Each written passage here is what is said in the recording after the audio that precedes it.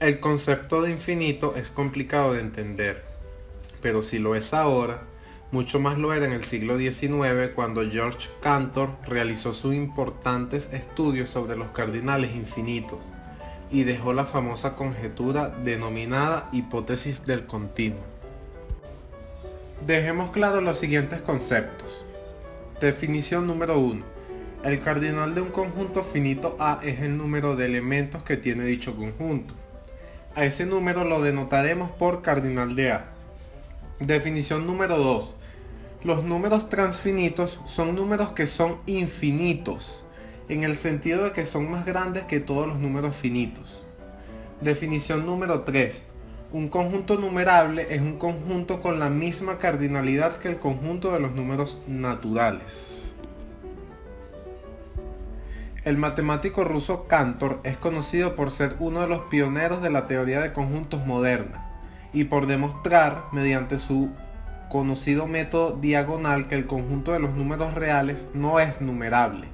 Esto implica que no tienen la misma cantidad de elementos, aun siendo los dos conjuntos infinitos. Estos hechos causaron un gran revuelo en las matemáticas de la época y todavía hoy siguen sorprendiendo a todo el que se encuentra con ellos por primera vez. Cantor llamó al F0 al cardinal del conjunto de los números naturales, el conjunto infinito más pequeño. Pero ¿por qué el conjunto de los números naturales es el infinito más pequeño? Bueno, para responder a esta pregunta, supongamos que existe un conjunto, llámese A, infinito más pequeño que el conjunto de los naturales. Entonces existen dos opciones, A es numerable o no lo es.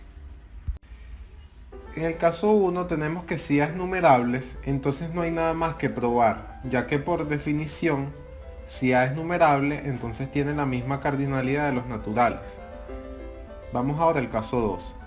Si A no es numerable, entonces por el axioma de elección podemos conseguir un conjunto B contenido en A que sea numerable, de tal manera que la cardinalidad de B sea igual a la cardinalidad del conjunto de los naturales.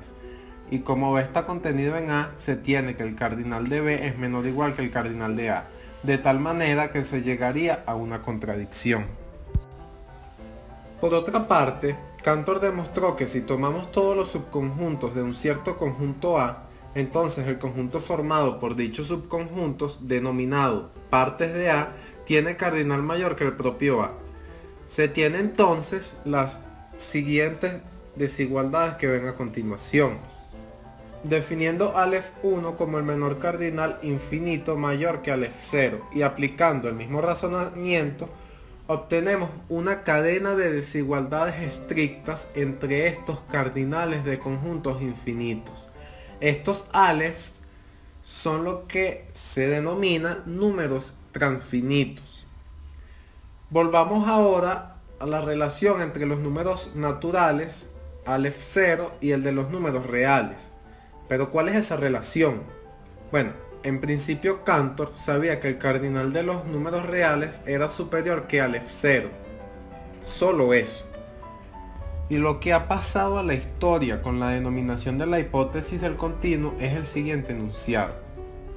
No hay ningún cardinal infinito mayor que al F0 y menor que el continuo. Dicho de otra manera, lo que queremos ver es que no hay ningún infinito entre los naturales y los reales. Parece evidente, ¿verdad? Pues no. Y una prueba más que significativa de ello es que David Hilbert incluyó la hipótesis del continuo en su célebre lista de 23 problemas que presentó en el Congreso Internacional de Matemáticos del año 1900. Y no solamente lo incluyó, sino que lo colocó en el primer lugar de su lista. Por tanto, de evidente no tiene nada y de importante tiene mucho. Y fue precisamente en otro Congreso Internacional de Matemáticos en el que la hipótesis del continuo fue auténtica protagonista. El 10 de agosto de 1904, dentro de ese congreso que se estaba celebrando en la ciudad alemana de Heidelberg, el matemático ruso Julius Konin impartió con Hilbert y Cantor presentes una conferencia en la que demostró que la hipótesis del continuo era falsa.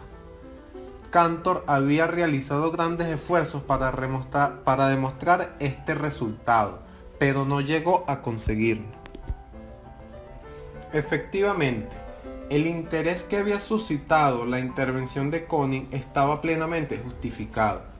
En la discusión posterior a la conferencia, el propio Cantor agradeció públicamente a Dios por haberle permitido vivir para ver la refutación de su error. Pero el susto le duró poco a Cantor. Unas semanas después se descubría que la demostración contenía un error. Esto lo descubrió Zermelo, por lo que la hipótesis del continuo continuaba sin demostración. Y así siguió hasta la muerte de Cantor. Y seguirá así para siempre. ¿Pero por qué? Esto sucede porque la hipótesis del continuo es indemostrable. ¿Pero qué quiere decir esto? Significa que no se puede demostrar en el sistema de axiomas Zermelo-Fraenkel axioma de elección de la teoría de conjuntos. De ahora en adelante, a este sistema de axiomas me dirigiré como sistema de axiomas de Zermelo. Por otro lado, veamos por qué no se puede demostrar este sistema. En 1940, Kurt Gödel demostró que la hipótesis del continuo no puede ser refutada en el sistema de Zermelo. Para ello, Gödel añadió la propia hipótesis del continuo como axioma a los de Zermelo y demostró que se obtenía un sistema consistente. Pero, ¿qué es un sistema consistente? La consistencia es la propiedad que tienen los sistemas formales cuando no es posible deducir una contradicción dentro del sistema. Es decir, dado un lenguaje formal y un aparato deductivo de axiomas y reglas de inferencia, no es posible deducir una fórmula y su negación. Por otro lado, Gödel desarrolló dos teoremas orientados a la consistencia de los sistemas. Teorema 1. Cualquier teoría aritmética recursiva que sea consistente es incompleta.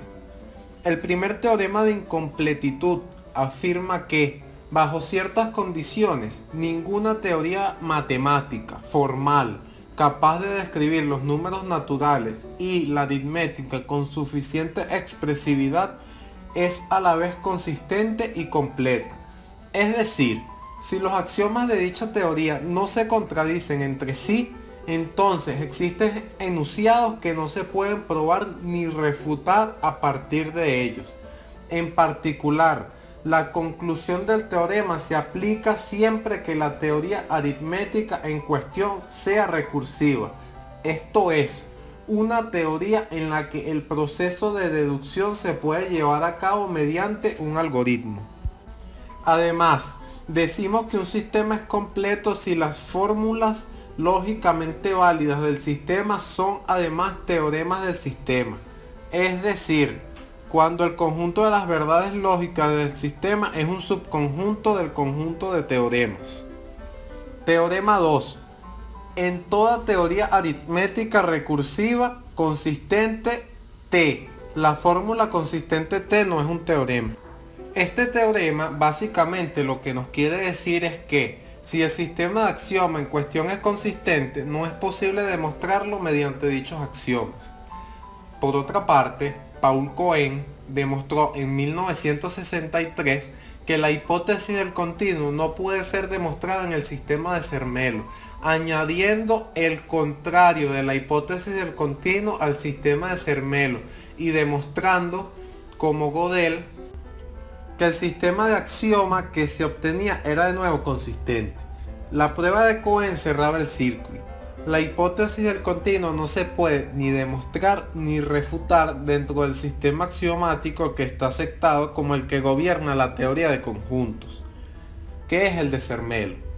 Es decir, la hipótesis del continuo es independiente del sistema de Zermelo, lo que significa que se puede construir una teoría de conjuntos consistente donde la hipótesis del continuo sea cierta, y también puede construirse una teoría de conjuntos consistente donde dicho resultado sea falso. Esto es el análogo al postulado de las paralelas, el cual es cierto en la geometría euclidiana, pero falso en la no euclidiana. Maravilloso, a la par inquietante.